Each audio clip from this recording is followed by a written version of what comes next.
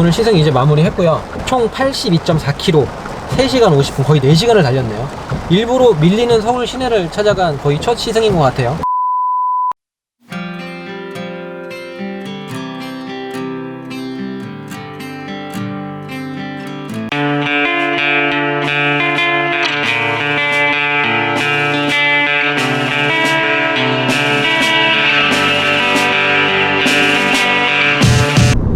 네, 안녕하십니까. 맥스페어 박승원입니다. 지금은 저희가 2세대로 진화한 니로 하이브리드 차량을 시승하고 있습니다. 이번 시승은 조금 독특하게 렌트가 아니고요. 렌트라면 렌트인데 타운카라는 앱을 통해서 저희가 차량을 대여했고요. 되게 신기한 게 있더라고요. 원래 개인이 렌트를 해주는 게 불법이잖아요.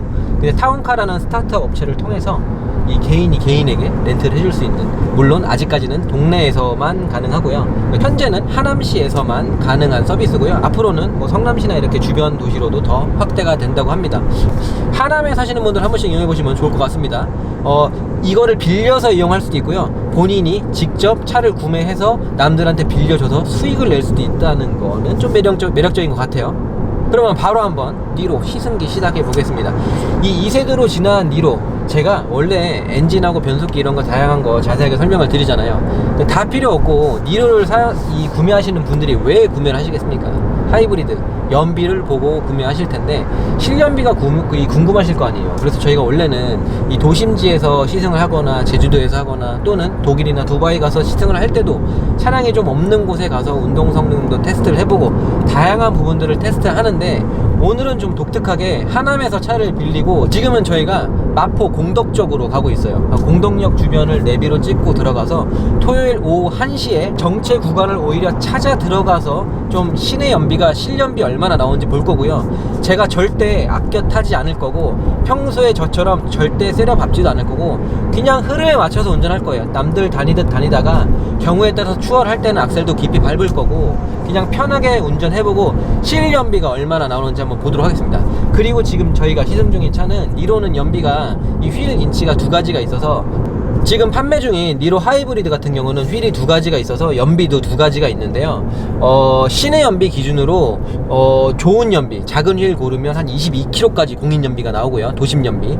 저희가 시승 중인 차는 옵션이 좀 다소 많이 들어가 있어서 18인치 좀 큰 휠이 들어가 있어요. 근데 이 큰 휠이 들어가도 시내 연비 기준으로 9.8? 시내 연비가 공인 연비로 거의 20km가 나오고 있어요. 그러니까 실제 저희가 실사용으로 막히는 서울 도심을 운행을 해보고 얼마나 나오는지를 말씀을 드릴 거고요. 저희가 운행하기 전에 모든 트립 데이터는 전부 다 리셋해서 실제 트립 연비 기준으로 얼마나 나오는지를 시승을 하면서 말씀드리도록 하겠습니다. 현재 니로 하이브리드에는 1.6 가솔린 엔진이 들어가 있습니다. 이 1세대도 그랬고요. 지금 현재도 그렇고 1.6 엔진이 들어가 있어요. 자연흡기 가솔린 엔진이고요. 터보 엔진 같은 게 들어가 있지는 않습니다. 물론 이 위에 형님들이죠. 뭐 투싼이나 스포티지, 산타페나 소렌토 같은 차에서 하이브리드를 고르면 1.6 터보의 하이브리드가 들어가기도 하고요. 뭐 그랜저 형님들은 뭐 2.5 자연흡기의 하이브리드, 뭐 소나타 같은 애들은 2.0 자연흡기 하이브리드, 이 가솔린 엔진이 여러 가지와 매칭이 돼서 이 하이브리드 시스템이 현대기아가 판매 중인데, 지금 저희가 시승 중인 차는 니로 하이브리드 1.6 가솔린 엔진이고, 하이브리드 엔진 중에는 모터나 가솔린 엔진이나 둘 다 가장 낮은 급의 엔진이 들어가 있어요. 모터도 가장 힘이 약하고요. 차가 작고 낮은 만큼 좀 힘이 약한 것들이 들어가 있는데 그만큼 연비는 좀 좋은 편입니다. 엔진이 1.6인데 자연흡기 엔진이라서 지금 105마력을 내고 있어요. 자연흡기 엔진이 105마력이라고 하면 좀 부족한 엔진이죠. 왜냐면 통상적으로 1.6을 가장 많이 사용하는 게 아반떼예요. 아반떼 1.6이 지금 현재 120마력 초반을 나타내거든요. 근데 얘는 1.6인데 105마력을 나타내요. 이게 뭐냐면 하이브리드에는 일반 가솔린 엔진하고 좀 다른 엔진을 냅니다. 그게 뭐냐면 하이브리드 엔진에는 애킨슨 사이클이라 해서 구조적으로 연비가 좀 더 좋고 힘이 좀 더 떨어지는 엔진을 집어넣고 있어요. 하지만 최근에 현대 기아가 효율을 끌어내기 위해서 하이브리드가 아닌 모델에도 이 애킨슨 사이클 엔진을 적극 활용하고 있긴 한데요. 뭐 팰리세이드 3.8 가솔린, 저기 팰리세이드 있네요. 팰리세이드 3.8 가솔린에도 애킨슨 사이클을 넣고 있고, 그 현대 기아의 K8이나 그랜저 있죠. 거기에 들어가는 2.5 엔진, 거기에도 에킨스 사이클을 그냥 기본으로 적용하고 있어서 이 효율성을 적극적으로 끌어내고 있는데, 지금 현재 이 니로 하이브리드는 당연하지만 에킨슨이 들어가 있어요. 이 에킨슨은 그냥 일반 차에 들어가면 굳이 이 연비 뽑아내려고 이렇게 힘을 약하게까지 해서 넣어야 됐나, 약간 이게 의아한 거고, 이 하이브리드 차량에는 반드시 에킨스 사이클, 다시 말해서 구조적으로 힘은 좀 약하지만 연비는 조금 더 뽑아낼 수 있는 엔진을 다들 채용하고 있습니다. 그래서 지금 현재 이 니로 하이브리드는 똑같은 1.6 엔진이지만 120마력 정도가 아니라 조금 더 부족한 105마력을 나타내고 있습니다. 그만큼 엔진의 힘이 약한 만큼 그 효율성은 더 좋을 수밖에 없는 구조를 가지고 있어요. 그래서 엔진 세팅이 아니라 그냥 엔진 구조 자체가 에킨스 사이클이라서 더 좋은 그 효율을 나타내고 있고요. 거기다가 이 전기 모터 32kW라고 하는데, 이 32kW 중요하지 않습니다. 그거 수치로 말해서 뭘 압니까? 가뜩이나 마력을 수치로 말해도 잘 이해가 안 되실 텐데, 이거를 엔진의 그 출력이 아니라 모터의 출력을 환산해서 말씀드려봐야 별로 도움은 안 되고요. 그나마 도움을 좀 드리기 위해서 이 환산 출력으로 계산을 해보면 105마력 엔진에다가 모터가 더해주면 시스템 합산 출력이 141마력이라고 해요. 그러니까 141마력이라고 하면 105마력에다가 약 35마력을 조금 더해줘서 140마력 정도가 되는 거니까, 사실 140마력이라고 해도 이 합산 출력으로 보면 그렇게 넉넉하진 않습니다. 왜냐면 지금 현재 아반떼랑 K3 말고 얼마 전까지 판매가 되던 직분사 아반떼 MD 있잖아요. 아반떼 MD 수준의 그 출력으로 보면 1.6 엔진이 자연흡기로 140마력을 냈거든요. 근데 지금 이 니로 하이브리드는 1.6 똑같은 그 자연흡기 엔진에다가 이 전기 모터가 도와준 시스템의 합산이 141이니까 얼마 전까지 한 10년 전에 판매되던 아반떼의 그냥 1.6 엔진의 출력 정도가 나오는 거라서, 어떻게 보면 출력은 합산 출력으로 봐도 그렇게 넉넉하다고 보기는 좀 힘들어요. 지금 저희가 서울로 진입하자마자 그냥 차가 섰네요. 이런 환경에서 저희가 고의로 테스트를 하고 있고요. 시승을 하면서는 정속 주행을 좀 하다가 추월하거나 할 때는 악셀을 좀 밟고 있는데, 지금 주행한 지는 얼마 안 되는데 현재는 18.8까지 연비가 올라갔네요. 18.8. 예. 주행 모드는 저희가 에코로 해요. 이 연비를 아끼기 위해서 에코로 하는 건 아니고, 주행 드라이브 모드가 에코 아니면 스포츠밖에 없는데, 스포츠 모드를 하면 너무 시끄럽고 불편해서 그냥 기본 컴포트 모드가 에코 모드라고 보셔도 되고요. 이 또한 차량의 성격을 설명해 주는 것 같습니다. 그냥 컴포트 모드 없이 이거는 니로 하이브리드, 연비에만 초점을 맞춘 차인 만큼 그냥 기본 모드가 에코 모드, 컴포트 모드, 노멀 모드 같은 거 취급하지 않습니다. 바로 그냥 에코 모드가 기본 모드고, 아니면 스포츠 모드라는 거.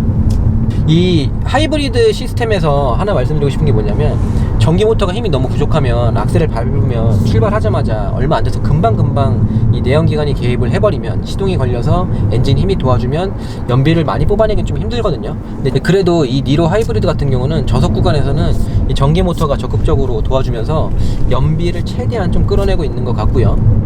제가 에킨스 사이클이라고 말씀을 드렸는데, 여기에 대해서 짧게만 말씀을 드리면, 에킨스 사이클이 뭐냐면, 이 내연기관이 점화를 하고 이 힘을 내는 데 있어서는 4가지 행정을 해서 4행정 사이클이라고 부르는데, 그 중에 압축 행정이라는 게 있어요. 압축 행정이 뭐냐면, 외부에서 공기를 들여 마신 다음에 들여마신 방문을 닫아요. 그러니까 나가는 방문도, 배기가스 배출하는 방문도 다 닫아버리고, 이 연소실 내부에 피스톤이 올라가면서 쭉 압축을 해요.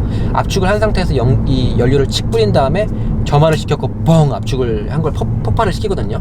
근데 이 압축을 사실 많이 하면 많이 할수록 엔진 효율도 좋아지고 힘도 좋아져서 되게 압축을 많이 하면 좀 좋은 건데, 문제는 압축을 많이 하면 엔진 기계적인 약간의 부담도 가기 때문에 좋은 좀 더 강한 부품을 써야 되기도 하고, 압축비가 높아진 만큼 연소실 내부의 공기 온도가 올라가기 때문에 노킹이 발생될 수 있어요. 그래서 고급류를 쓰지 않고서는 이 무작정 이 압축비를 높이기 좀 어렵거든요. 그래서 터보를 사용하지 않는 일반 자연흡기 엔진에서는 통상적으로 한 10대1에서 11대1 정도의 압축비를 사용을 하고 있고요. 그 스포츠카 있잖아요. 자연흡기의 끝판왕이라 그러면은 9000rpm까지 쓰고 있는 911 GT3 같은 차량이나 페라리에서 나오는 자연흡기 차량들 있잖아요. RPM 9000까지 썼고 막 700마력 끓여는 이 미친 엔진들 같은 경우는 13대1에서 막 13.5대1까지 압축을 막 정말 많이 하기도 하는데, 일반 차량은 한 10대1. 근데 지금 이 차량이 압축비가 13대1이에요. 그러면은 데이터에서 압축비만 딱 봤을 때는 뭐지? 이 니로가 스포츠카도 아니고 포르쉐의 정도만큼 오지게 압축을 하나 싶겠지만 그건 아니고, 이게 왜 13대1까지 나와 있냐면 이 애킨슨 사이클이라는 걸 나타내고 있는 거고요. 압축비가, 이 애킨슨 사이클은 이 압축을 쭉 피스톤이 상승을 할 때, 상승을 시작하면 바로 방문을 다 닫아버리거든요. 방문이라고 하면 흡기 밸브와 배기 밸브예요. 그래서 공기가 들어오는 출입구와 나가는 출입구를 다 닫아버린 상태에서 쭉 압축을 한 다음에 폭발을 시켜야 되는데, 이 엔진은 좀 특이한 게, 그러니까 이해를 돕기 위해서 극단적으로 설명을 드리면, 이 피스톤이 쭉 상승을 하는데 그냥 이 밸브를 열고 있어요. 그래서 압축이 안 돼요. 허당이죠. 그러니까 방문을 다 열어버린 다음에 피스톤이 올라가요. 그러다가 중간쯤 왔을 때부터 방문을 닫고 압축을 하는 거예요. 그러면 압축이 얼마 안 됩니다. 압축이 요만큼만 압축이 되고, 거기에 그 압축한 만큼에 해당하는 연료를 뿌리게 돼 있어요. 왜냐면은 공연비라 그래서 이 가솔린 엔진은 공기와 연료의 질량비를 맞춰서 이 연료를 분사해야 되기 때문에 압축을 조금 한 만큼 조금만 압축하고 거기에 맞는 조금의 연료만 뿌린 다음에 폭발을 시켜요. 그러면은 압축이 조금 됐기 때문에, 그리고 연료도 조금 뿌렸기 때문에 이 폭발력이 약하거든요. 근데 이 약한 폭발력이 한 5만큼만 압축을 했으면 폭발도 5만큼만 돼야 되는데, 그게 아니라 폭발은 10만큼 되는 거죠. 그냥 이 밑에까지 쭉 길게 폭발을 시키는 거예요. 그러면 힘이 좀 약하게 폭발하는 만큼 더 멀리 차를 보낼 수 있는 뭐 그런 구조라서, 이 애킨슨 사이클은 압축할 때는 전부 다 압축하는 게 아니라, 압축하는 과정에서 초반에는 밸브를 열어서 허당으로 압축을 그냥 내보내다가 중간 지점부터, 그러니까 중간 지점은 아닙니다. 이해를 돕기 위해 설명드린 건데, 중간 지점부터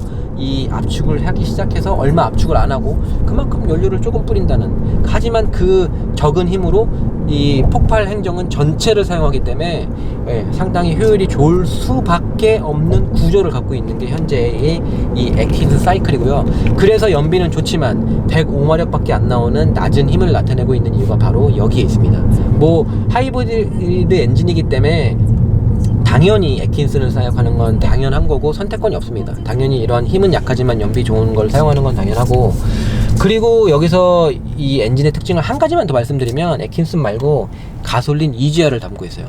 여러분 EGR이면 많이 들어보셨죠? EGR이 이 일반인 분들한테도 이 인식이 다 퍼지게 된 계기가, BMW가 그 디젤 차량 화재가 좀 있었잖아요. 그 불난 계기가 EGR 관련된 거라서 뉴스에서 이 앵커분들이 EGR 기자분들도 막 설명을 하다 보니까 일반인 분들도 이 EGR 시스템을 이제 많이들 알고 계세요. 배기가스 재순환 장치라고 해서 알고 계시는데, 배기가스 재순환 장치는 이 매연을 좀, 그러니까 질소산화물을 좀 줄이기 위한 디젤의 필수 조건이거든요. 이게 없으면은 디젤의 엔진이 판매가 불가하기 때문에 EGR은 반드시 품고 있어요. 디젤 엔진에는. 가솔린 엔진에는 이 배기가스 재순환 장치인 EGR을 잘 사용하지 않아요. 그래서 EGR이 가솔린에 장착이 됐다고 하면 차를 잘 모르시는 분들은 그거는 디젤에 사용하는 게 아닌가 싶으실 텐데, 가솔린에도 이 EGR을 사용하고 있고요. EGR을 사용하면 몇 가지 장점이 있는데, 이 디젤에서는 질소산화물의 저감이라는 필수적인 그 요건이 있겠지만, 이 가솔린에 EGR이 장착되면 구조는 똑같은데 효과가 좀 다릅니다. 첫째 효과가 효율의 개선이에요. 가솔린에서 배기가스 재순환하면 어떻게 효율의 개선이 발생이 되냐면, 말 그대로 정말로 배기가스 나가는 걸 일부를 되돌려서 흡기 쪽에 집어넣는 거예요. 그러니까 엔진이 들어마시는 공기가 신선한 공기가 아니라 약간은 이 배출가스가 포함이 되는 거거든요. 그러면 엔진은 신선한 공기를 마셔야 좀 더 이 프레시하고 신선하니까, 산소가 많으니까 더 효율이 좋아지고 하는 거 아닌가요 싶겠지만, 그게 아니라 이 배기가스를 약간 넣어주면 이 차가 악셀을 더 열어야 돼요. 더 많은 공기를 들여마시기 위해서 이 악셀을 더 밟으면 흡기 들어오는 쪽에 이 밸브가 있거든요. 근데 밸브가 좀 더 많이 열 수가 있는 거예요. 악셀을 많이 밟아야 되니까. 근데 이게 왜 필요하냐면, 원래 이 가솔린 엔진에서 큰 손실 중에 하나가 펌핑 로스라는 게 있어요. 이게 좀 낯설실 수가 있는데, 펌핑 로스가 뭐냐면, 생각을 해보시면 피스톤이 상하 운동을 빠르게 하잖아요. 근데 하강 운동을 싹 할 때 공기를 들여 마시거든요. 근데 공기를 들여 마실 때 이 피스톤 하강 속도가 빠르기 때문에 피스톤이 슉 하고 빨리 내려가요. 그러면은 내려간 만큼 공기를 하고 들여 마셔야 되잖아요. 근데 이 악셀을 조금만 밟고 있으면 그 들어오는 입구에 이 밸브, 방문이 조금만 열려 있어요. 저희가 지금처럼 이렇게 정속 주행을 편안하게 하고 RPM이 낮게 있으면 이 버터플라이 밸브 같은 게 이 스로틀 밸브라고 하거든요. 스로틀 바디에 있는 스로틀 밸브가 조금만 열려 있어요.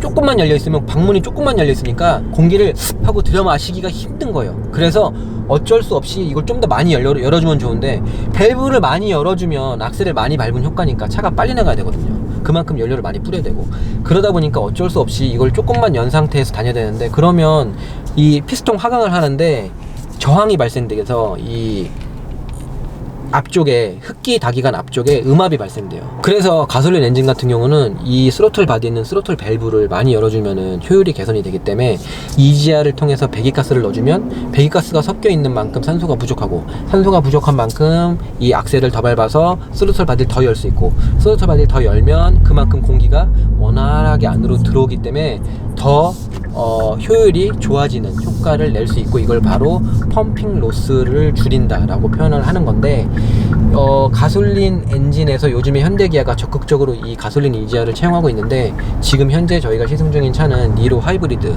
이 연비를 신경 쓰인 차인 만큼 당연히 이 가솔린 EGR을 넣어주면 좋고요. 저는 아주 좋은 선택이라고 생각이 되고, 가솔린 EGR을 넣으면 첫째의 효과로서 방금 말씀드린 효율의 개선, 펌핑 로스의 개선도 있지만, 이것뿐만 아니라 질소 산화물의 저감도 당연히 있고요. 그 배기가스에는 그 신선한 공기보다 비열이 높은 것들이 포함되어 있어요. 이산화탄소나 수분 이런 게 포함되어 있기 때문에 이 연소실 내부의 온도를 낮출 수도 있고, 그래서 노킹에 대해서도 더 안전해요. 물론 이게 압축비가 되게 낮고 일반적인 엔진보다도 더 약간 부들부들하면서 이 뭐랄까, 이 성능보다는 연비를 신경 쓴 엔진이라서 노킹과는 거리가 멀지만, 그래도 가솔린 EGR을 장착하게 되면 노킹에도 좀 더 강해지는 기본적인 효과를 얻을 수 있고요. 당연히 질소 산화물도 조금 줄어들긴 하고요. 니로, 제가 지금 엔진이 효율적인 엔진이다, 그래서 이런 것들을 품고 있다라고 가볍게만 설명을 드렸는데요. 뭐 설명드릴 내용은 아니지만 CVVT 이런 것도 다 기본적으로는 가지고는 있고요. 흡기 배기 밸브 쪽에. 그런 게 중요한 게 아니죠. 니로 하이브리드는 정말 연비를 위해서 차량을 구매하는 만큼 연비가 중요합니다. 니로에서 딴 거 다 필요 없고, 시승기에서 가장 중요한 건 실제 연비라고 생각이 되고요. 그 중에서도 이 막히는 도심에서의 연비라고 생각이 되는데, 저희가 강변북로 타고 조금 전에 연비가 20.8까지 올랐거든요. 그랬다가 잠깐 구간이 한 1, 2분이 뚫렸어요. 뚫린 데를 한 70km로 정속 주행을 1분 정도 했더니 19.2까지 떨어져. 그러니까 가솔린이 이 하이브리드인 만큼 60, 70km로 정속 주행을 하면 엔진은 기름을 많이 먹진 않지만 모터가 개입하기 힘들어요. 예, 속력이 높은 상태에서는 이 모터가 개입을 할 수가 없어서 모터 힘도 약하고, 그 정도 속도로는 모터로만 주행이 쉽지가 않기 때문에 이 가다스다 하는, 모터가 적극적으로 개입할 수 있는 이 가다스다 하는 지금과 같은 이 환경이 있죠. 여기서는 연비가 또 쭉쭉 오를 거예요. 그러다가 뚫린 구간에 가면 연비가 좀 떨어지고요. 그래서 실제로 복합 연비를 봐도 하이브리드 차량은 일반 내연 차량과 다르게 고속 연비가 좀 더 안 좋고 시내 연비가 좋습니다. 지금 저희가 시승 중인 차는 니로 중에서는 연비가 가장 안 좋거든요. 휠이 좀 큰 게 들어가 있어서 연비가 안 좋은데도 도심 연비가 19.8, 20이에요. 20. 도심이 20이고 고속이 17.7인가 그래갖고 복합 기준으로 18점대 후반이 나오고 있긴 한데요. 고속연비 의미 없죠. 지금 니로에서 고속연비와 복합연비는 말씀드릴 필요가 없는 거예요. 왜냐면 이 차를 가지고 고속도로를 타고 고속연비를 할 거면 디젤을 하는 게 훨씬 합리적인 거지, 그 고속도로 올려서 연비가 더 안 나오는 이 니로를 사시는 분들은 당연히 시내 주행 위주로 하실 분들이기 때문에 정말로 도심의 실연비가 정말 중요합니다. 근데 저희가 해보니까 도심 실연비가 좋긴 좋네요. 그리고 그러면 너무 안 밟아서 좋은 거 아니냐 그런 말씀도 하실 수가 있는데, 제가 지금 운전을 해보니까 밟을래야 밟을 수가 없는 차예요. 차가 정말 안 나가기도 하고 밟을 수 없게 만들어 놓은 재미없는 차라서, 그냥 이렇게 이동수단으로서만 탔을 때는 연비가 시내 연비에서 정말 20 정도가 쉽게 나옵니다. 트립 기준으로 쉽게 나오기 때문에 실제 막히는 도심 연비는 정말 좋다고 말씀드릴 수 있을 것 같고요. 정말로 시내 운전 위주로 많이 할 수밖에 없고, 그게 법인카드가 아니라 내 개인 카드로 주유비를 내야 되시는 분이라고 한다면 니로는 좋은 대안이 될 수 있을 것 같습니다. 물론 지금 저희가 연비 테스트를 마무리한 건 아니고 이제 막 그 시승을 하고 있는 주행 초반이긴 한데, 막히는 시내에서 적극적으로 EV 모드 개입하면서 지금 19.7 말씀드리는데 계속 19.7로 올랐고, 막히면 20까지는 뚫고 올라갑니다. 그러다가 길이 뚫리면 18, 19대로 떨어졌다가 다시 가다쓰다 막 하는 극심 정체 구간에 들어가면 모터가 적극적으로 하다 보니까 연비가 오르게 되고요. 그리고 번외로 제가 하나 말씀드리면, 동호회 가보면 이 하이브리드 투싼이나 스포티지, 뭐 산타페, 소렌토, 뭐 그랜저도 그렇고 니로도 그렇고 하이브리드 현대기아에 정말 많잖아요. 근데 하이브리드 동호회에 들어가 보면 연비를 정말 많이 뽑으시는 분도 있어요. 그분들 보면은 이 도심 연비가 20밖에 안 나오는 이 니로 가지고 막 20 후반까지 가볍게 찍으시는 분들이 막 연비 잘 나온다고 하시는 분들이 있는데, 그런 건 절대 믿지 마시고요. 그렇게도 하면 안 됩니다. 하이브리드로 이 공인 연비 대비 30% 이상 더 뽑으면 저는 개인적으로 구속 수사해야 된다고 생각하는데, 하이브리드로 그렇게 좋은 연비를 뽑는 이 요령이 뭐냐면 EV 모드, 약간 전기차처럼 적극적으로 전기 모터를 사용해야 돼요. 그럼 그렇게 하려면 어떻게 되냐면 악셀을 조금만 밟아야 됩니다. 정말 뒷차들한테 민폐 줄 정도로 천천히 가속하면서 시동 안 걸리게 신경을 쓰고요. 그 다음에 앞에 빨간불 들어오면 브레이크 밟는 게 아니라, 물리적인 브레이크가 아니라 이 발에 브레이크만 살짝 올려서 브레이크 스위치만 작동을 시키면 회생 제동을 해요. 그래서 이 물리적인 브레이크로 통해서, 즉 어렵게 이 운동 에너지로 바꿔놓은 이 에너지를 열 에너지, 마찰을 통한 열 에너지를 없애는 게 아니라 그 바퀴에다가 모터 갖다 대갖고 발전시켜서 그 발전을 100% 시키는 거거든요. 그래서 가속 천천히 해서 시동 안 걸리게 하고, 주행도 정말 살살해서 전기 모드로만 하고, 감속할 때도 풋브레이크에 발만 살짝 올려서 이 회생 제동을 적극적으로 활용해갖고 연비를 30, 35까지 뽑아내시면, 자기는 연비를 뽑아냈지만 주변 차들 연비 깎아먹으면서 한 거기 때문에, 저는 개인적으로 이 하이브리드 차량이 도심에서 30 넘는 분들은 구속수사해야 된다고 보고요. 가능하면 흐름에 맞춰서 주행하는 게 좋고, 이 본인이 하이브리드 시스템을 잘 알아서 이용을 하는 건 나쁘지 않지만, 너무 천천히 가고 앞에 빨간불이 들어왔는데 감속을 너무 천천히 감속하는 거는 주변에 민폐가 되기 때문에 흐름을 맞춰주시는 게 좋다는 거 알고 계시면 좋을 것 같고요. 그리고 제가 운행을 하면서 원래 변속기 이런 거 설명드리잖아요. 변속 속도 보여드릴게요 이러는데, 뭐 제원을 보면 아시겠지만 뭐 6단 DCT가 들어가 있다고 해요. 지금 이 DCT는 건식 DCT이긴 하고요. 6단 DC 들어갔으니까 뭐 변속 속도 보여드릴게요 하고 패드를 이렇게 쓸 것 같은데, 이 패드를 써보면 변속을 시키는 게 아니라 이 여기에 레벨 1, 레벨 2, 레벨 3 보이시죠? 여기 레벨 1, 2, 3이 올라가요. 플러스면 이렇게 하면은 레벨 1. 이게 뭐냐면 회생 제동의 정도예요. 이 기아에서 나오는 EV6라는 전기차 있잖아요. 그것도 이 변속기가 없다 보니까 이 패들은 달려있는데, 패드를 쓰면 여기에 있는 이 회생 제동 정도가 바뀌거든요. 이게 뭐냐면 1단계에 놓고 다니면 그냥 쉽게 말씀드리면 별 차이는 없어요. 그냥 일반 내연차처럼 그냥 주행하시면 되는데, 이거를 레벨을, 회생 제동을 3단계까지 끌어올려 놓잖아요. 그러고 가면 악셀을 밟았다가 악셀을 띄는 순간 차가 속도가 많이 줄어요. 브레이크를 밟은 것처럼. 이게 뭐냐면, 다시 가속을 했다가 악셀만 떼볼게요. 악셀을 떼면 지금 이거 브레이크 안 밟은 거야. 이게 뭐냐면 회생 제동의 정도를 가장 강하게 한 거야. 이러면 주행을 하다가 악셀만 떼어도 이 클러치를 붙여갖고 모터가 발전을 시켜. 그러니까 발전기를 이 돌고 있는 데다 갖다 붙인 거야. 그래서 운동 에너지를 적극적으로 충전하는 데 사용하겠다는 게 이건데, 이질감이 좀 강해요. 그래서 쓰기는 좀 불편합니다. 뭐 효율을 위해서는 이런 것도 많이 쓰시는 분들이 계시겠지만, 이렇게 쭉 가다가 악셀을 띄기만 해도 탄력 주행을 좀 해줘야 되는데, 그게 아니라 너무 빨리 속도가 줄어버리니까 좀 불편하고요. 제가 사용을 해보니까 회생 제동을 저 같으면 끄고 다닐 것 같긴 한데, 그래도 연비를 위해서 쓰신다고 하면은 한 레벨 1 정도만 사용하시면 될 것 같고, 이게 핸들에 있는 드라이브 모드를 통해서 스포츠 모드에 가게 되면 그때는 이게 변속기가 작동을 해요. 숫자가 바로 1이 뜨죠. 그리고 가속을 하면서 2, 1 이런 식으로 6단 DCT, 6단의 건식 DCT를 사용을 할 수는 있습니다. 근데 스포츠 모드에 놓고 사용하기는 너무 불편하고 차도 안 나가고 좀 단점이 많기 때문에, 아무래도 니로를 사용하시는 분들은 대부분 스포츠 모드는 사용을 안 하실 것 같긴 한데요. 기본이 이 에코 모드가 되는 거고요.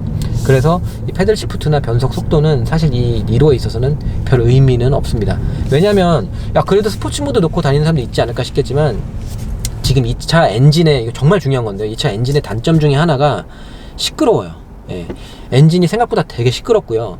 그리고 그 와중에 이 시끄러운 게 차 급이 아반떼 액센트급밖에 안 되기 때문에 정말 소음이 많이 들어와요. 되게 시끄럽고, 엔진 소음뿐만 아니라 노면, 이 타이어의 노면 소음도 많이 들어오는 좀 차거든요. 그러니까 타보면 차가 좀 그러니까 한마디로 이해를 돕기 위해 설명드리면 약간 깡통처럼 좀 가볍고 딱 타자마자 약간 액센트급이라는 게 온 몸으로 여기저기서 시각과 촉각을 통해서 이 청각을 통해서까지 마구마구 느껴지는 차거든요.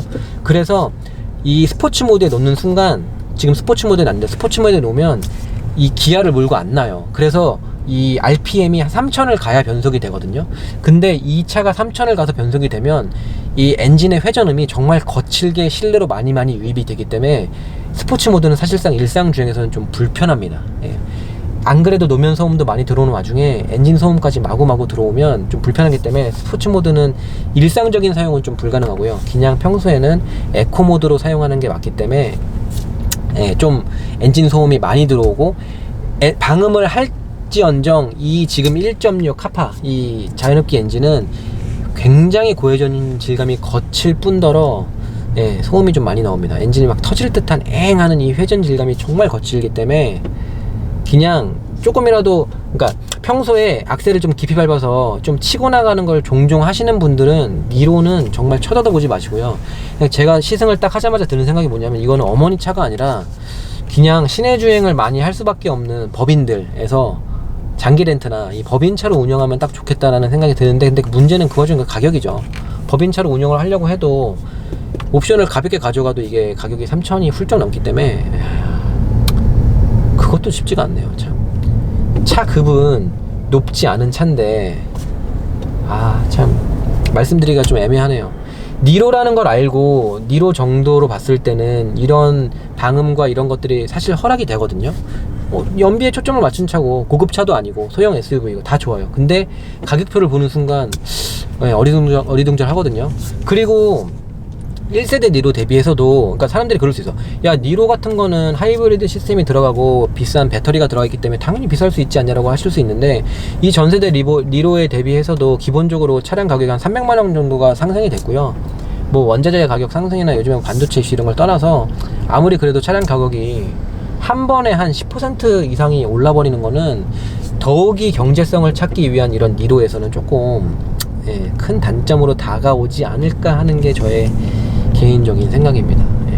제가 지금 니로를 구매하는 데 있어서 가장 중요한 건 도심 실주행 연비라고 말씀드렸고, 도심 실주행 연비는 지금도 가다 쓰다 막 할 정도로 극심한 정체 구간을 달렸더니 20.7을 다시 찍고 있어요. 오케이, 합격. 그러면 두 번째 조건이 뭘까요? 이 니로를 운전하는 데서 두 번째, 아무래도 하이브리드 시스템인 만큼 내연과는 다르게 좀 이질감이 있어요. 이질감이 뭐냐면 전기 모터로 주행을 하다가 중간에 다시 내연기관이 개입하고 할 때 울컥거린다던가 좀 이 운행을 하는데 이질감이 있을 수 있는데요. 다행스러운 거는 지금 현재 2세대로 진화를 하면서 이 니로가 그냥 생각 없이 이렇게 운행을 하면 이질감이 그래도 크진 않습니다. 그 부분은 그나마 좀 합격점을 드릴 수 있을 것 같고요. 예전에 초창기 때 현대기아의 이 하이브리드 시스템들은 이질감도 크고 그 와중에 이질감이 큰데 연비가 그닥 좋지도 않았어요. 근데 지금 현행에 와서는 뭐 소나타나 K5도 그렇고 뭐 이 위에 있는 그랜저도 그렇고 정말 이질감은 줄어들면서 연비는 적극적으로 뽑아내주고 있어서 하이브리드로서의 역할은 충실히 하고 있기 때문에 이질감도 정말 좋은 점수는 줄 수 있을 것 같고요. 니로를 구매하는 데 있어 가장 중요한 두 가지: 첫째, 도심 주행 연비; 둘째, 주행하면서 느껴지는 어떤 불편함이나 이질감, 이런 거는 오케이가 됩니다. 와, 그럼 이 정말 중요한 두 가지가 합격이 되면 이 니로는 정말 괜찮은 차일까? 라고 했을 때 문제가 뭐냐면, 첫 번째가 이 연비잖아요. 연비는 경제성인 건데, 경제성을 찾자고 이 연비를 접근했을 때 연비는 합격이지만 문제는 차 가격이거든요. 이 차 가격이 정말 낮은 등급에서 딱 필요한 드라이브 와이즈나 이런 스마트 크루즈 컨트롤 있잖아요. 그런 거하고 이 버튼식 시동만 넣었을 때도 3000을 찍어요. 그렇기 때문에 정말 기본으로 사도 3000인 거고, 대부분의 분들은 옵션을 그냥 가볍게만 넣어줘도 3300, 400 정도에 도착을 하실 거고요. 지금 저희가 시승 중인 차는 옵션을 쓸데없이 좀 많이 넣어서 헤드업 디스플레이 들어가고 막 다양한 옵션들이 들어가 있어서 이 차는 거의 4천만원 육박을 해요. 4천만원이면 얘기가 확 달라지는 게, 정말 시내 주행이 많은 분이 아니라고 하면 4천만원이면 정말 이 차 사면은 문제가 좀 있는 거고요. 그냥 4천이면은 벤츠에서 A클래스도 살 수 있습니다. 물론 돈을 좀 더 줘야 되긴 하지만 돈 좀 더 주고 그랜저나 이런 게 아니라 정말 벤츠로도 넘어갈 수 있는 가격대이기 때문에 4천만 원대까지 쉽게 갈 수 있다는 건 너무 가격적인 면에서 아쉬운 것 같고요. 제 기준에 기존의 이 1세대 니로의 가격을 유지했다면 얼마나 좋았을까 생각이 들어요. 300만 원 정도 저렴하게 해서 기본에서 필요한 것만 딱 넣어갖고 2000대의 니로를 접근할 수 있었다면, 한 2700, 800대만도 담백한 니로가 가능했다면 정말 이 정도의 연비를 보여주고 하면서 좀 괜찮은 차가 됐었을 텐데, 누군가가 저에게 니로를 물어본다면 차 괜찮아? 그러면은 전 괜찮다고 할 거예요. 왜냐면 방음 안 되고 엔진 소리 시끄럽고 거칠어도 괜찮아요, 이 차는. 왜냐면 액센트 아반떼급의 차기 때문에 이런 거 가지고서 지적을 하면 안 되는 거거든요. 낮은 급의 차기 때문에 시끄러워도 되고 1.6만 들어가도 되고 차가 느려도 되고 답답해도 괜찮아요. 다 이해가 되는 차입니다. 그래서 누가 저한테 니로가 괜찮냐고 물어본다면 저는 괜찮다고 할 거예요. 왜냐면 도심 연비가 핵심인 차인데 지금 도심 연비가 21.2가 찍혀 있습니다. 그럼 당연히 합격점을 주는 건데, 가격이 그냥 대충 옵션 조금만 넣어도 3,300, 400?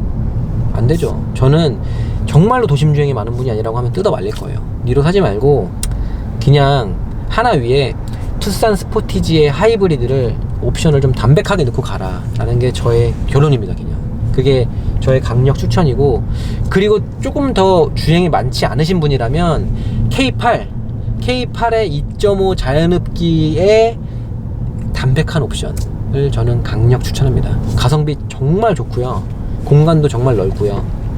그냥 그랜저 2.5, K8 2.5에 하이브리드는 너무 비싸고, K8이나 걔네들 하이브리드 가면 좋겠지만 걔네는 가격이 너무 올라가고, 그냥 주행이 많으신 분이 아니라고 하면 K8이나 그랜저의 2.5 자연흡기의 담백한 옵션으로 3,500 언더에서 끊어주는 거를 저는 추천을 드리고요. 그게 아니고 공간도 좀 필요하고 뭐 그런 접근이라고 하신다면 연비는 조금 떨어지지만 그래도 그냥 공간도 훨씬 넓고 이 구성이나 이런 게 훨씬 알차고 주행 성능까지 챙길 수 있는 스포티지나 투싼의 하이브리드를 가시라고 저는 말씀을 드리고 싶습니다. 앞에 니로 있네요. 앞에 있는 게 지금 니로 그 1세대 하이브리드, 얘는 형님. 그런데 여기서 1세대에서 2세대 지나면서 저는 정말 칭찬해주고 싶은 게 뭐냐면 디자인이 너무 세련되졌어. 그러니까 1세대 니로를 보면 저는 항상 무슨 생각했냐면, 니로는 모든 걸 포기하고 연비만 잡은 차다. 왜냐면 보면은 안에도 너무 싼마이고 공간이 좀 활용이 해치백이랑 소형 SUV 약간 그런 느낌이 나면서 공간도 괜찮지만 막상 까보면 트렁크도 좀 좁고 차라리 그냥 투싼 스포티지가 낫지 싶을 정도로 좀 작단 말이에요. 근데 이렇게 못생긴 차를 왜 살까 싶으면 모든 걸 포기하고 디자인까지 다 접고 들어간 다음에 그냥 연비만 보고 사는 차거든요. 그런 이미지가 강했어. 그런데 이 2세대로 진화하면서 이 니로는 앞면부, 전면 얼굴이 너무 이뻐졌기 때문에 이런 거는 정말 2세대로 진화하면서 큰 장점 중에 하나가 아닌가. 그리고 이 차의 경쟁차 중에 하나가 그 도요타의 프리우스 아시죠? 도요타의 프리우스가 있는데 그 다음에 또 얼마 전에 갑자기 또 경쟁차가 빵 하고 나타났어. 그 SM의 XM3. XM3도 지금 하이브리드가 나타났는데 니로가 다 이겨. 걔네들 중에서 되게 중요한 거는 차 가격과 어떤 이 시내 도심주행 연비인데, XM3도 그렇고 프리우스도 그렇고 실제 도심주행 연비가 공인 연비로 20km를 쉽게 찍는 차는 얘밖에 없어. 그 와중에 유지보수가 훨씬 편한 기아차야. 프리우스나 XM3를 갈 이유가 하등 없다고 봅니다, 저는. 근데 그 와중에 걔네를 선택을 하려면 이 니로가 너무 못생겨서 가야 되는데, 이번에 2세대를 지나면서 이 전면부 얼굴을 완전히 갈아엎으면서 굉장히 세련된 디자인을 갖게 됐거든요. 그래서 저는 이 경쟁 모델 대비해서도 충분한 디자인과 이 경제성 연비를 갖고 있기 때문에 저는 뭐 도요타의 프리우스가 나타나건 아니면 르노에서 XM3가 하이브리드를 출시하건 저는 무조건 이 니로 하이브리드를 더 강추합니다. 정말 하이브리드를 접근하는 거는 차 가격을 조금 올리더라도 도심 연비를 잡겠다는 거 밖에 없는데, 걔네보다 이게 도심 연비가 훨씬 좋거든요. 10% 이상 좋기 때문에 굳이 그 친구들을 갈 필요는 없다고 생각이 되고요. 물론 니로의 이미지보다는 XM3가 더 이쁘고 좋다라고 하시면 뭐 어쩔 수는 없는 거긴 한데, 디자인적인 요소가 아니라면은 이걸 추천을 드리고, 그렇다고 하면 XM3가 디자인이나 어떤 이런 것 때문에 좋다고 하면 그 순간에는 이제 니로를 버리고 투싼이나 스포티지가 좀 더 경쟁력이 있기 때문에 저는 그런 쪽을 좀 더 추천을 드릴 것 같습니다. 그리고 투싼하고 스포티지는 시스템이 1.6 그 터보에다가 좀 더 강력한 모터를 넣어서 합산 출력이 230마력이에요. 얘는 합산이 140이기 때문에 거진 90마력, 100마력 가까이가 더 높아서 퍼포먼스 측면에서도 이 투싼과 스포티지 하이브리드가 월등히 뛰어나기 때문에 단순하게 연비만을 보고 접근하지 마시고요. 차의 급도 올라가고 공간도 넓어지고 거주성이나 편의성, 엔진의 어떤 회전 질감, 어떤 소음 유입되는 거, 정말 다양한 부분이 개선이 되는 거기 때문에 정말 연비만 보고서 그냥 투싼 스포티지가 좀 아쉽구나라고 생각하지 마시고, 출력이 정말 껑충 뛰면서 차의 급이 올라가면서 만족도가, 패밀리카로서의 만족도가 쭉 올라가는 거기 때문에 저는 시내 주행을 정말 많이 하시는 분들, 지금 저희가 가다스다 하면서 지금 22.1까지 올라갔거든요. 정말 이런 막히는 시내를 맨날 다니셔야 돼서 이런 이 고연비가 필요한 분들이 아니라고 한다면 투싼과 스포티지를 적극 추천드리고, 아마 제가 이렇게 뜯어 말려도 이 니로를 구매하시는 분들은 다 이유가 있죠. 이것 때문에. 그리고 종종이라도 고속도로를 섞어서 타시는 분들이라고 하면 저는 고속도로 비율이 어느 정도 이상 올라가면 하이브리드는 추천드리지 않고요. 니로 하이브리드의 약간의 단점을 또 하나 말씀드릴 게 있는데요. 아까 전에 엔진 설명하면서 엔진 소리가 많이 들린다 뭐 이런 거는 말씀을 드렸는데, 이게 하이브리드라는 게 시내에서 정속 주행을 하면 배터리가 가득 차 있으면 이제 배터리로 주행을 하잖아요. 그 완전 전기 모드니까 EV 모드로 주행을 하면 조용합니다. 전기차죠. 근데 그렇게 주행을 하다가 배터리가 부족하거나 아니면 배터리가 있어도 제가 이제 악셀을 좀 깊이 밟거나 하면은 부르릉 하고 이제 내연기관이 개입을 하게 되는데, 그렇게 내연기관이 개입을 하게 되면 그때 이질감까지는 많이 개선이 된 것 같아요. 그 개입 시점의 이질감 이런 거는 괜찮지만 엔진 소리가 좀 커요.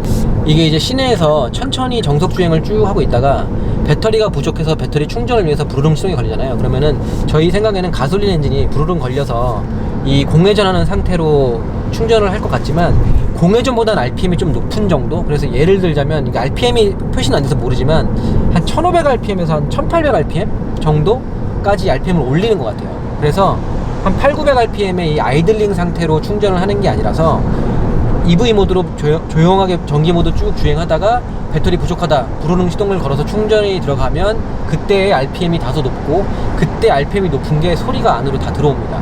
그리고 충전을 할 때는 이 발전기가 돌기 때문에 발전기가 도는 소리도 조금 유입이 돼요. 그래서 쾌적함을 조금 해치는 부분이 있지만 이거를 좀 예민한 분들은 신경을 좀 많이 쓸 것 같아서 한번 시승해보시는 게 좋을 것 같아요.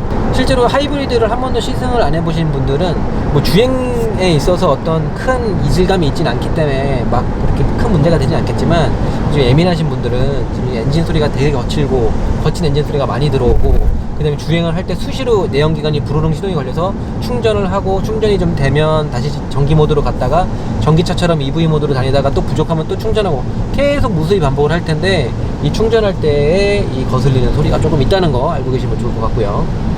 그리고 또 이 하이브리드라서 있는 또 약간 단점? 약간 이질감 중에 하나가 뭐냐면, 이 회생제동을 만약에 좀 길게 해놓잖아요. 회생제동을 좀 세게 해놓고 쓰면 가다가 이렇게 브레이크 밟잖아요. 풋브레이크를 조금만 밟으면 얘가 처음에는 풋브레이크 이 캘리퍼가 디스크를 잡지 않아요. 그냥 발전기만 강력하게 이 돌고 있는데 엔진에다가 갖다 붙이기 때문에 충전만 강하게 하는 거지. 그래서 그렇게 하다가 이제 제동력이 좀 부족해서 뒤늦게 조금 더 밟잖아요. 그럼 뒤늦게 이 풋브레이크, 실제 캘리퍼가 디스크를 잡아서 제동력을 이끌어내게 되는데, 초반에 그 충전을 통해서 제동을 하다가 더 큰 제동력이 필요해서 풋브레이크를 통해서 제동력을 끌어내는 그 연결 지점에서 좀 밀리는 느낌? 그런 게 드는 게 있습니다. 그래서 앞차랑 가까워져 갖고 브레이크를 쓱 밟고 있으면 이제 차는 브레이크를 살짝만 밟았으니까 그냥 충전을 합니다. 근데 제동력이 부족하네 해서 조금 더 밟으면, 풋브레이크였다면은 바로 그냥 캘리퍼가 조금 더 강력한 힘으로 잡으니까 밟은 만큼, 브레이크를 밟은 만큼 리니어하게 제동력이 올라가겠지만, 이 회생제동이 강력하게 설정이 된 레벨 3 정도 상태에서는 풋브레이크를 밟아도 처음에 풋브레이크가 아닌 충전을 통한 제동이었다가 나중에 더 밟았을 때의 풋으로 넘어가면 그때 약간 밀리는 느낌? 그런 게 있습니다. 물론 좀 익숙해지고 나서 차량의 특성을 파악하고 나서는 괜찮겠지만, 처음 이 하이브리드를 운행하시는 분, 그 다음에 회생제동이라는 걸 처음 경험하시는 분들한테는 약간의 이질감으로 다가올 수는 있습니다. 저희가 오늘 시승 이제 마무리 했고요. 총 82.4km, 3시간 50분, 거의 4시간을 달렸네요. 일부러 밀리는 서울 시내를 찾아간 거의 첫 시승인 것 같아요. 시내 연비가 중요한 만큼 정말 밀리는 데를 찾아다녔고요. 트립에 찍힌 거 기준으로 20.1km가 나왔어요. 시내 지금 이 차가 19.8인데 그걸 넘어서는 거니까 이 정도면 그냥 어렵지 않게 공인 연비에 있는 도심 연비만큼 20km 도달할 수 있는 것 같고요.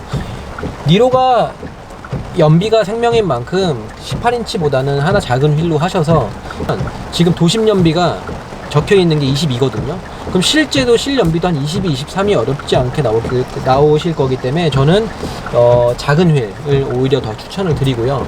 실연비 정말 괜찮네요. 이 정도면, 그러니까 이 니로를 사는 이유가 연비인데 도심 연비가 제대로 안 나오면 정말 100% 꽝이거든요. 근데 도심 연비 시원하게 나와주는 만큼 정말 괜찮은 것 같습니다.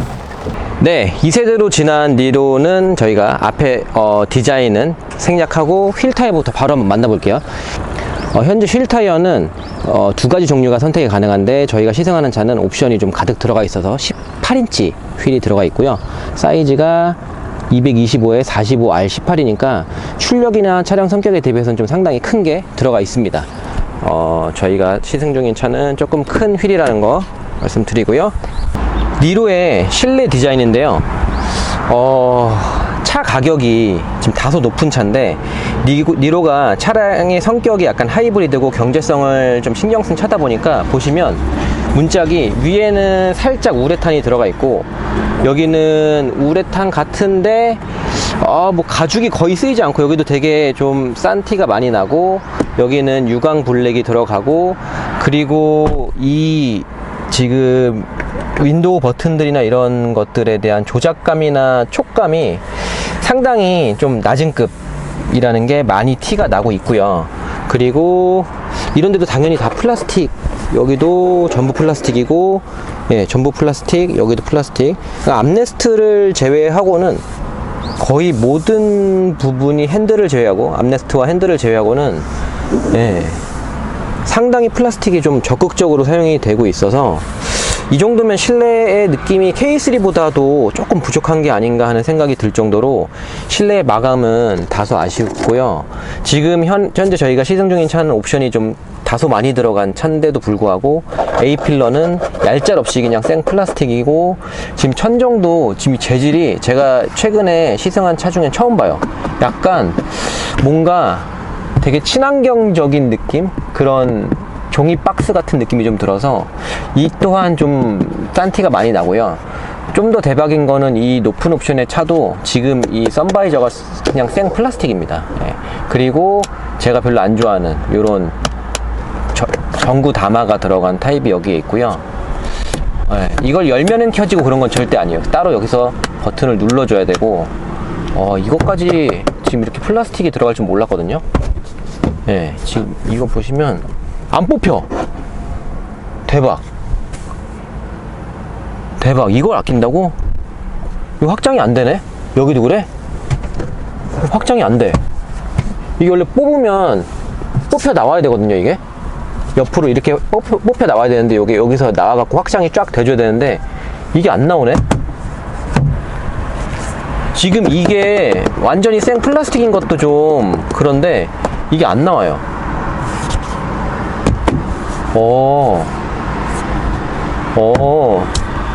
많이 아꼈구나. 그리고 지금 저희가 시동을 한번 걸어 보시면 또 문제가 뭐냐면 계기판까지는 괜찮아요. 계기판은 이렇게 돼 있는데 최근에 저희가 시승했던 차들 보면 이렇게 연결되고 비슷한 디자인 많이 사용하잖아요. 그리고 지금 뭐 언뜻 보면 그 EV6하고도 상당히 비슷하게 생겼는데 문제가 내비 화면이 상당히 작아요. 네. 한 뼘? 위아래도 이만큼밖에 안 됩니다. 지금 내비게이션 화면이 다소 작다는 거. 이게 좀 전반적으로 이게 다 커져야 될 것 같은데 아무래도 차 급이 좀 하이브리드 전용 경제성을 생각한 차다 보니까 좀 작습니다. 그래서 원래 니로가 이 정도 내비가 들어갔다고 하면 당연한 거고 말이 되는데 문제는 지금 이 현행 니로의 차량 가격이 저렴하지 않다는 데 있거든요. 이거 좀 굉장히 작네요. 내비가 보기 불편하고 여기서 후진 기어를 넣어도 후진을 넣어서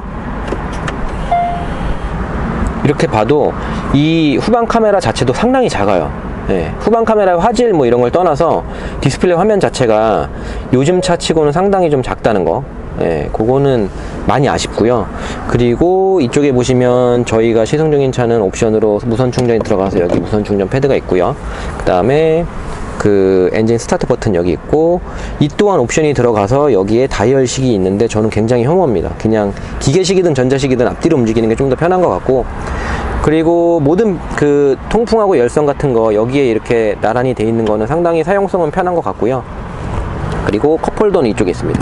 컵홀더가 요즘에 현대기아 이거 좀 많이들 사용하는 것 같아요. 이렇게 집어넣어서 이렇게 없애놨다가 필요할 때는 누르면 이렇게 나오고, 여기다가 이렇게 보관하는 거, 이거 나쁘진 않은 것 같고요. 그리고 진짜 문제가 뭐냐면 이 센터 콘솔이에요. 언뜻 보셔도 제 손바닥 이렇게 보면 정말 작죠. 그냥 딱 봐도 뭔가 아반떼에 들어가는 센터 콘솔보다도 좀 작다, 약간 뭐랄까, 약간 액센트 느낌 정도 나는 건데, 열어보시면 보이세요? 크기? 차키가 바닥에 가면 이 정도예요. 차키가 너무 작죠. 휴대폰을 한번 넣어보면, 제 휴대폰이 상당히 좀 작은 휴대폰이거든요. 디스플레이가 좀 작은 휴대폰인데 이게 안 들어가네. 이렇게는 안 들어가고, 지금 제 폰이 갤럭시 S10e거든요. 되게 좀 작은 모델인데 이게 이렇게 들어갑니다. 여기다가 껌통을 넣어보면, 껌통 한 2개 들어가면 꽉 차네요. 껌통 2개. 예, 정말 작아요. 많이. 예, 공간이 많이 부족하다는 거. 그리고 그 와중에 좀, 예, 이게 좀 사용성이나 이런 느낌이, 이게 안 닫히네 또. 이게 지금 얘 때문에 안 닫히네. 얘를 좀 눕혀야 되네. 됐다. 와, 이게 서 있다고 이게 안 닫혀? 이게 못 들어가네. 이게 눕혀야 돼. 네. 암레스트, 센터 콘솔 이거 정말 공간이 작고요. 그리고 이 버튼을 누르면 이렇게 열리는데, 문제는 차 급인 만큼 안에 어떤 흡음 처리나 어떤 그런 직물 처리가 전혀 돼 있지 않고요. 예. 정말 플라스틱을 너무 적극적으로 사용하고, 공간도 다소 좁고요. 생각보다 조금 아쉬움이 좀 있는 것 같아요. 물론 니로를 생각했을 땐 괜찮지만, 지금 가격인데, 그리고 도어 잠금 장치는 따로 있지 않고 생략됐고요. 2번 당기면 열리는 타입으로 되어 있고, 손에 닿는 많은 것들이 좀 다소 저렴한 느낌이 들고 있고, 그리고 이쪽 운전석 옆에는 이 LED 전조등의 조사 각도를 조절하는 거, 그 다음에 VDC나 뭐 12V 배터리 없을 때 잠깐 뭐 리셋하는 버튼 같은 게 여기에 다 위치하고 있고요. 그리고 좀 특이한 게, 이 스티어링 휠에 여기에 드라이브 모드가 상당히 적극적으로 바깥으로 물리 버튼으로 빼놔서, 뭐 스포츠카도 아닌데 사용성을 좀 좋게 해놓고요. 나쁘진 않네요. 그리고 눌러보면 에코랑 스포츠, 뭐 아니면 도네요. 중간에 노말이나 컴포트 이런 거 없고요. 드라이브 모드는 스포츠 아니면 에코, 그냥 2가지 밖에 없습니다. 예. 그리고 룸미러 깔끔하게 디자인되어 있고요. 룸미러가 깔끔한 만큼 예전에 룸미러 뒤에 들어가던 하이패스 카드나 이런 것들은 이쪽에 다 들어가게 돼 있어서 이런 건 좋은 것 같습니다. 그리고 옵션이 다소 많이 들어갔는데도 여기도 지금 이 라이트가 LED가 아니라 그냥 꼬마 전구, 다마가 들어가 있습니다. 여기도 그렇고 노란불 들어간 거는 좀 조금 아쉬운 것 같고요. 그러면 패밀리카로서의 역할을 다 할 수 있는지 아주 중요한 지표인 2열을 한번 확인해 보겠습니다. 2열에 제가 지금 그 운전석을 저한테 맞춰놓고 제가 지금 2열에 올라탔거든요. 레그룸하고 이 공간은 정말 괜찮은 것 같아요. 이 차체 크기에 비해서 레그룸 이런 거 충분하기 때문에 패밀리카로서 전혀 손색 없고요. 그리고 무엇보다 제가 2열에서 아주 중요하게 보는 게 등받이의 각도인데, SUV는 승용차랑 다르게 뒤에 짐칸이 있어서 등받이가 좀 더 넘어갈 수 있는 여지가 있거든요. 그런 구조적인 장점을 적극 활용하면 좋을 것 같은데 지금 보시면 2단계로 조절됩니다. 지금 이쪽은 1단계로 서 있는 거고, 뒤로 최대한 눕혀 놓은 게 지금 바로 이쪽이에요. 그래서 보시면 여기에 요만큼의 갭이 존재하죠. 여기도 1단계로 맞추면 여기가 맞춰져요. 지금 이게 1단계인 거고, 뒤로 더 누운 게 지금 바로 이쪽인데, 2단계로 누우면 정말 부족함 없이 되기 때문에 예. 1, 2, 3, 4단계 이렇게 좀 더 세밀하게 조정이 안 되는 건 아쉽긴 하지만 그래도 1, 2단계만이라도 조절이 되는 건 정말 좋은 것 같고요. 그럼 이 옆에 이 1단계만 돼 있는 거, 좀 더 서 있는 거죠. 바닥 서 있는 거를 제가 해보면 기본도 대부분이 이 상태로 운행을 하셔야 되거든요. 지금 이 옆에 있는 2단계는 많이 누워 있어서 오히려 약간 불편할 수가 있고요. 대부분이 이 기본 단계로 다니실 텐데 기본 단계의 등받이 각도가 뭐 바닥 서 있진 않아서 뭐 운행을 하는데 불편하지는 않을 것 같아요. 패밀리카로서의 2열의 어떤 등받이 각도와 이 레그룸 공간은 충분히 합격점 드릴 수 있을 것 같고요. 그 다음에 천정도 좀 높아서 개방감이나 이런 답답한 거 전혀 없고 되게 편한 것 같아요. 그리고 헤드레스트가 앞뒤로 움직이는 거 당연히 다 되고 있고요. 이게 그 저렴한 차들에선 종종 안 되는 차들이 있어서 이 소나타 이하급에서는 이런 것도 한 번씩 확인을 해줘야 돼요. 옵션을 넣어도 이게 안 되는 경우가 종종 있습니다. 그리고 지금 저희가 시승 중인 차는 옵션이 다소 많이 들어간 차라서 여기에도 USB 포트가 이렇게 양쪽에 준비가 되어 있고요. 그 다음에 시트백 이 포켓이 이 플라스틱으로 이런 식으로 그물이 아니라 이렇게 되어 있다 보니까 이런 것도 플라스틱이라서 싼마이가 나지만 그물로 되어 있는 것보다는 눈으로 봤을 때 좀 더 고급스러워 보이긴 하고요. 그 다음에 2열 송풍구도 여기에 잘 준비는 되어 있지만 주변이 싹 다 플라스틱인 거는 뭐 어쩔 수 없습니다. 차 급이 좀 낮은 만큼. 그리고 여기에 220V 단자가 준비되어 있고요.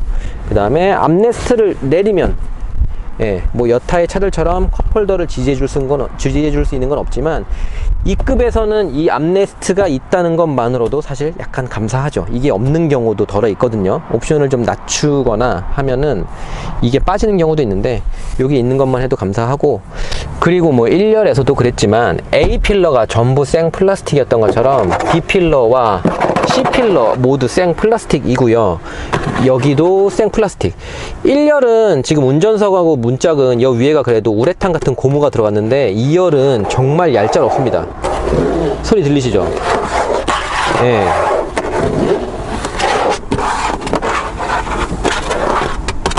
전부 다 플라스틱입니다. 여기까지 플라스틱이고요. 여기만 인조 가죽 비슷한 고무인데 이것의 질감 또한 인조 가죽이 아니라 약간 고무 매트 같은 느낌이라서 약간 다소 싼마이 느낌을 지울 순 없고요. 1열과 똑같이 이 어떤 열선의 버튼이나 윈도우 버튼의 조작감도 다소 저렴한 거는 니로인 만큼 어쩔 수 없고, 여기에 물병 하나 넣을 수 있는 공간 정도는 돼서 500ml 물병 정도는 쉽게 들어갈 것 같고요. 그리고 패밀리카로 사용해야 하는 만큼 당연히 여기에 아이스픽스라고 해서 카시트 고정 장치가 이쪽에 있습니다. 그리고 하이브리드 차라서 지금 이 엉덩이, 2열 엉덩이 밑에 배터리가 길쭉하게 엉덩이 밑에 들어가 있습니다. 그리고 또 하나 이 급에서 칭찬해 줄 만한 부분은 가운데에도 헤드레스트가 따로 조절이 되게끔 되어 있고요. 세 개가 다 독립적으로 되는 거 좋은 것 같고요. 약간의 안전성과 고급스러운 편의성을 모두 신경 써준 것 같아서 이런 건 좀 좋고, 그리고 또 하나 좋은 게 저 여기 좀 걱정됐거든요. 가운데, 가운데 사람이 앉을 일은 잘 없고 앉으면 좀 불편하지만 그래도 여기에 있는 이 안전벨트가 천정에서 레이처럼 내려오거나 좀 이상하게 구성해 놓는 경우가 많은데, 그래도 여기서 안전벨트를 직접 나와서 체결할 수 있는 거는 장점인 것 같습니다. 뭐가 됐건 없는 것보단 낫죠. 대부분 뭐 이쪽 두 개만 사용을 하겠지만 불가피하게 이쪽에 사람이 앉았을 때 안전을 위해서 안전벨트를 편하게 쓸 수 있는 것도 큰 장점인 것 같아요. 이것도 너무 좋네요. 그러면 트렁크도 한번 확인을 좀 해볼까요? 니로의 트렁크 공간 보고 계시고요. 차가 작은 만큼 생각보다는 조금 작네요.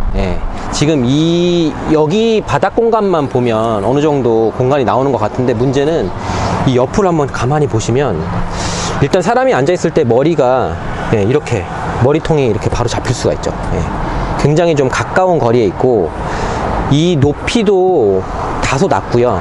좌우랑 바닥 공간은 괜찮아 보이는데 이게 올라갈수록 경사가 있다 보니까 높은 짐을 실으면 한 이 정도 넘어가는 짐은 실기가 힘들고, 큰 캐리어를 실으면 한 2개 정도 실으면 끝날 것 같고요.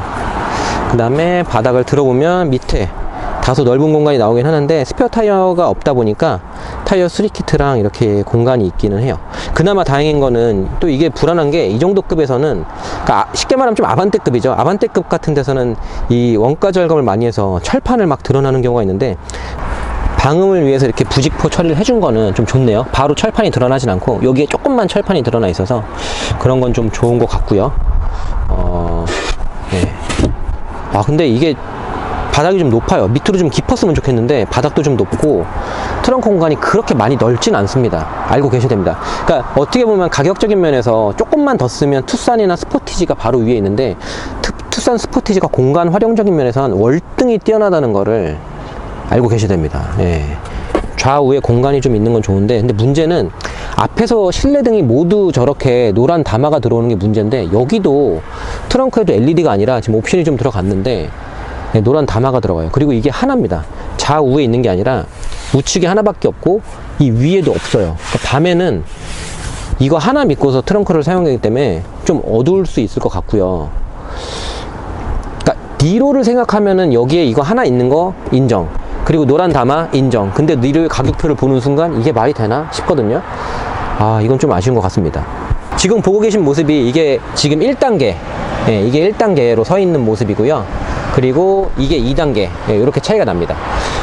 저 이 방식보다는 현대기아에서 왜 형님들 보면은 이 1열 운전석처럼 옆에 이 시트 옆에다 레버를 두고서 이거 각도를 조절하기도 하는데, 이런 식으로 딱 2단계만 조절하는 방식은 별로 좋아 보이진 않고요. 그 다음에 이 쇳대기가 눈에 이렇게 트렁크에서 보이니까 다소 저렴한 차의 느낌이 납니다. 물론 니로는 소형 SUV고 아반떼급 친구기 때문에 이렇게 해도 될 것 같지만 가격표를 보면 이렇게 하면 안 될 것 같거든요. 요거는 조금 아쉬운 부분이라고 생각이 됩니다. 그리고 저희가 지금 시승 중인 차는 옵션이 좀 많이 들어가서, 예, 자동 트렁크도 다 들어가 있어요. 그리고 좀 특이한 거는 이쪽에서 공기가 들어가면 이게 뚫려 있어요. 지금 이쪽에 보시면 이게 뚫려서 여기로 들어가면 공기가 안으로 흘러서 이쪽에, 예, 이렇게 나올 수 있는 에어로 다이나믹을 좀 신경 쓴 것도 독특한 부분이네요.